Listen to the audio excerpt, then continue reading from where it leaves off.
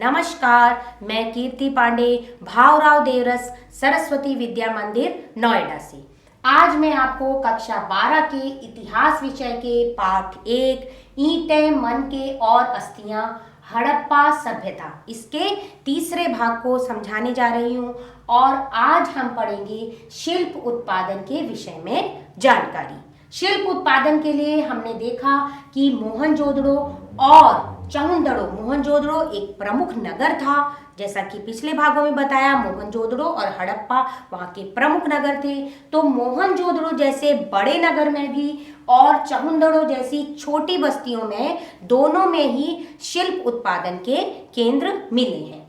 मोहनजोदड़ो जो कि 125 हेक्टेयर भूमि में फैला हुआ एक बड़ा नगर था, और पाकिस्तान में स्थित चाहुंडड़ो आज के समय में वह पाकिस्तान में स्थित है, और यह केवल 7 हेक्टेयर भूमि में फैला हुआ था। ये छोटी बस्ती थी, और ये दोनों ही बस्तियों में शिल्प उत्पादन के कार्य में संलग्न थी। इन दोनों ही बस्तियों में शिल्प उत्पादन का कार्य बड़े पैमाने पर संपन्न होता था। तो शिल्प उत्पादन का कार्य के बारे में जान लेते हैं। जो मन के बनाना, शंख की कटाई करना और धातु कर्म करना, मोहरों का निर्माण करना, बाट बनाना, ये प्रमुख शिल्प उत्पादन के केंद्र थे हड़प्पा सभ्यता में। मनकों के निर्माण में प्रयुक्त पदार्थ में विविधता थी। बहुत सारे पदार्थ मन के बनाने में प्रयोग होते थे। एक सुंदर लाल रंग का कार्निलियन एक था पत्थर, जो कि कार्निलियन सुंदर लाल रंग का पत्थर था। जैस्पर, स्फटिक, क्वार्ट्स, तांबा, कांसा, शंख, फ्योन्स और सेल खड़ी जैसे तो पत्थर, और इसमें सोने जैसी धातुएं है ना, सोना, तांबा, कांसा, ये धातुएं, ये इनका प्रयोग होता था। इसी प्रकार पक्की मिट्टी का भी प्रयोग मन के बनाने में होता था। तो धातुओं का प्रयोग भी करते थे और पत्थरों का भी प्रयोग वहां पर करते थे। मिट्टी का भी प्रयोग मन के बनाने में करते थे। कुछ मन के 2 या उससे अधिक पत्थरों के को आपस में जोड़कर बनाए जाते थे, है ना। 2 पत्थर उनको आपस में जोड़ते थे, या कई पत्थरों को आपस में जोड़कर मन के बनाए जाते थे। और कुछ में सोने के टोप वाले पत्थर होते थे। सोना जो होता था उसका कवर होते थे पत्थर, और उसमें कवर किया होता था सोना, उसके भी मन के मिले हैं। इनके कई आकार होते थे। जो मन के होते थे वे कई आकार के होते थे। इनमें चक्राकार, बेलनाकार, गोलाकार, ढोलाकार और खंडित, तो इस प्रकार वैरायटी थी मनकों के प्राप्त हुए हैं, मन के कई प्रकार के। अब इन मनकों को उत्कीर्णन और चित्रकारी के माध्यम से सजाया जाता था। मतलब जो मनके होते थे, बीट्स होते थे, उनको उसमें चित्रकारी करते थे, या फिर उनमें कुछ उकेरा जाता था। तो इस प्रकार उनको बहुत सुंदर बनाया जाता था। साथ ही उनमें रेखा चित्र भी उकेरे जाते थे, है ना। ज्यामितीय जो रेखा चित्र होते बिल्कुल लाइन में देखें तो बड़ा आश्चर्य होता है, क्योंकि उनकी लाइन बिल्कुल एक सी, और कहीं पर थोड़ा 1 इंच ज़्यादा नहीं, 1 इंच कम नहीं, ऐसी जो है रेखा गणितीय पद्धति का उसको उकेरने में प्रयोग किया है। तो बहुत सुंदर वे मिले हैं। मन के बनाने की तकनीकों के पदार्थ के अनुसार इनमें भिन्नता थी। मन के बनाने की जो टेक्नोलॉजी थी, उनमें जैसा पदार्थ होता था उसी हिसाब से उनकी बनाने की तकनीक बदल जाती थी। तो सबसे पहले सेल खड़ी के बारे में। सेल खड़ी का जो पत्थर था वो बहुत मुलायम होता है और सॉफ्ट होता है, जैसा आप जानते होंगे, और इस पे आसानी से काम हो सकता है। जैसे सेल खड़ी का अगर पत्थर दिया जाए और उसमें हम साधारण सी जो नुकीली कोई भी वस्तु से हम कुछ उकेरेंगे, तो आराम से थोड़े से ही प्रयासों में हम उसमें कुछ उकेर सकते हैं। तो इसीलिए वो मुलायम होता है, इसलिए इसमें आसानी से काम हो जाता था। कुछ मन के सेल खड़ी चूर्ण के लेप को सांचों में ढालकर तैयार किए जाते थे। तो कुछ जो मन के थे सेल खड़ी का बिल्कुल पाउडर बना लेते थे, और फिर उसको सांचों में उनको ढालते थे, और उसी का आकार उन्हें मिल जाता था। इससे कई आकार के मनके मिले हैं। तो जैसा आपने बताया, अभी ऊपर मैंने बताया आपको कई आकारों के मनके होते थे, वैसे ही कई आकारों के मनके मिले हैं। सेल खड़ी के सूक्ष्म जो मनके हैं कैसे बनाए जाते होंगे, ये आज भी पुरातत्वविदों के सामने पहेली बना हुआ है। बहुत अति सूक्ष्म जो है वह भी सेल खड़ी का एक मनका बना है, उनमें कई मनके मिले हैं, मतलब सूक्ष्म, और उनमें बिल्कुल सिमिलर, बिल्कुल समानता है, और वैसे आभूषण मिले हैं। तो पुरातत्वविदों के सामने एक बड़ी पहेली बना हुआ है यह। अगला है कार्निलियन। एक हमने सेल खड़ी पढ़ा, अब हम कार्निलियन के बारे में पढ़ रहे हैं। तो कार्निलियन जो था वो लाल रंग का एक मनका था, जो कि पीले रंग के कच्चे जो माल था उसके उत्पादन के को विभिन्न चरणों में मनकों को आग में पकाकर बनाए जाते थे। पीले रंग का एक कच्चा माल, और उसको आग में बार बार पकाते थे, एक बार आग में पकाते, फिर धूप में सुखाते, पकाते थे, फिर सुखाते थे। तो इस प्रकार जो पीले रंग था वो लाल रंग का हो जाता था।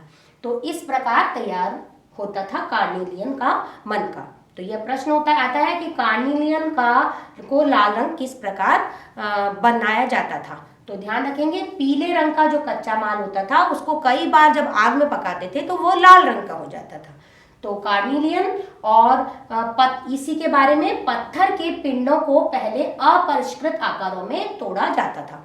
जो कार्निलियन पत्थर था उसको छोटे छोटे कई से आकारों में, जैसे भी आकार में छोटे बड़े में कट जाए, उसको पहले तोड़ दिया जाता था, और फिर उसकी बारीक शल्क, जो ऊपर वाली जो परत थी, उसको निकालकर उसे अंतिम रूप दिया जाता था। बाद में उसमें घिसाई करते थे, पॉलिश करते थे, और फिर अंत में उसमें छेद करते, तभी उसमें बीट्स हम उसमें जो धागे में पोएंगे तो गले में पहनेंगे, या हाथों में पहनेंगे, पैरों में पहनेंगे, कमर में पहनेंगे। तो घिसाई और उसके बाद पॉलिश और उसके बाद छेद करने के साथ यह प्रक्रिया पूरी होती थी।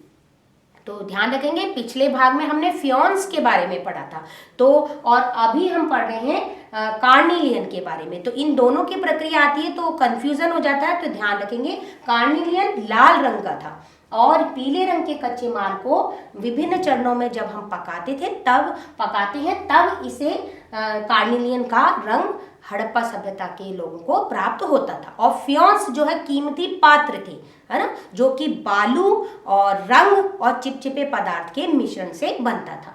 तो वो ध्यान रखेंगे, ये अंतर है इन दोनों में। तो इस प्रकार कार्निलियन से मनके बनते थे, और फ्योन्स जो था उससे पात्र बनते थे। आपने देखा तकलियां मिली हैं वहां पर, इस प्रकार। अब चहुंदड़ो, लोथल, धोलावीरा से मनके में छेद करने के उपकरण मिले हैं। तो इस प्रकार जो है चहुंदड़ो और लोथल, धोलावीरा और ये मिक्स हो गया है के उपकरण मिले हैं। ठीक है, यहाँ पर जो जिस प्रकार मनकों में छेद होता था उसके उपकरण मिले हैं, चहुंदड़ों से और लोथल से, धोलावीरा से मिले हैं। तो इस प्रकार ये हमने पढ़ा कार्निलियन के बारे में बच्चों।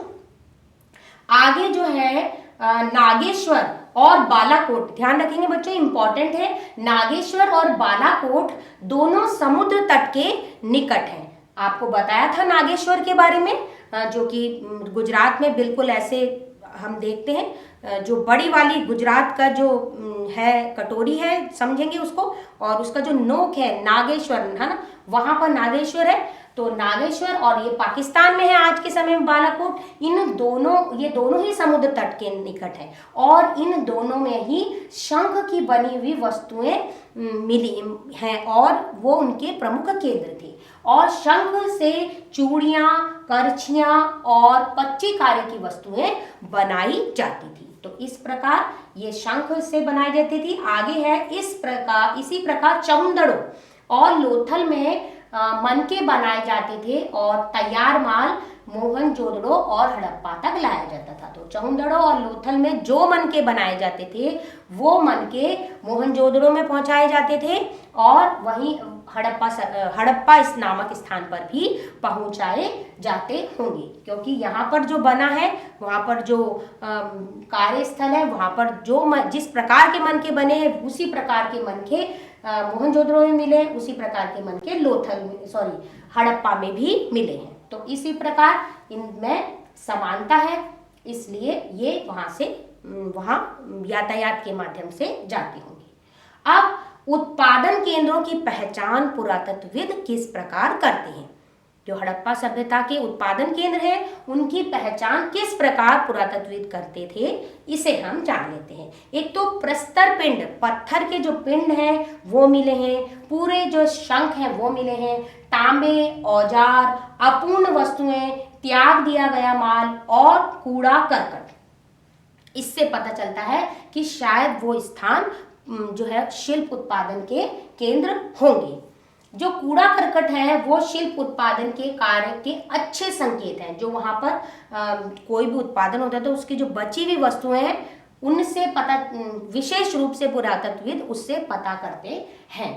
उदाहरण के लिए जब वस्तु निर्माण के लिए शंख और पत्थर को काटा जाता था तो इन पत्थरों के टुकड़े कूड़े के रूप में उत्पादन स्थान पर फेंक दिए जाते थे। तो जब भी शंख और पत्थर या कोई भी वस्तु का निर्माण होता था तो जो टूटी हुई वस्तुएं थी, जो उपयोग हो गई वो तो बन गई और दूसरे स्थानों पर चली गई, उपयोग के लिए चली गई, लेकिन जो टूटी हुई कचरा था वो उसी स्थान पर ऐसे ही फेंक दिया जाता था। तो वो ही पुरातत्वविदों को मिला है।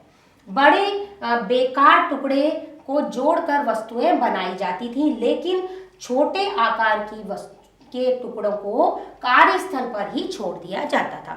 जो बड़े बड़ी चीजें मिल गई और टूट गई तो उनकी जो भाग थे उनको आपस में जोड़कर एक नया जो है शिल्प उत्पादन की वस्तु बना दी जाती थी, लेकिन जो छोटी छोटी वस्तुएं जो टूट जाती थी उन्हें बेकार वहीं पर ही छोड़ दिया जाता था, बेकार समझकर।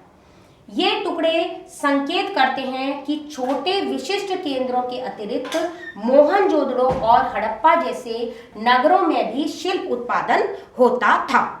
तो जो ये संकेत करते हैं कि जो बड़े थे नगर मोहनजोदड़ो और हड़प्पा, उनमें तो शिल्प उत्पादन होता ही था, साथ ही जो मोहनजोदड़ो और हड़प्पा जैसों में होता था, कालीबंगन में होता था, लोथल में होता था, नागेश्वर में होता था, बालाकोट में। इस प्रकार हमने देखा जो बड़ी बस्तियां थी उनमें भी शिल्प उत्पादन होता था और जो छोटी बस्तियां थी उनमें भी शिल्प उत्पादन कार्य संपन्न होता था। तो हड़प्पा सभ्यता के शिल्प उत्पादन के बारे में हमने आज विस्तार से जाना और अगले भाग में बच्चों फिर मिलेंगे। धन्यवाद।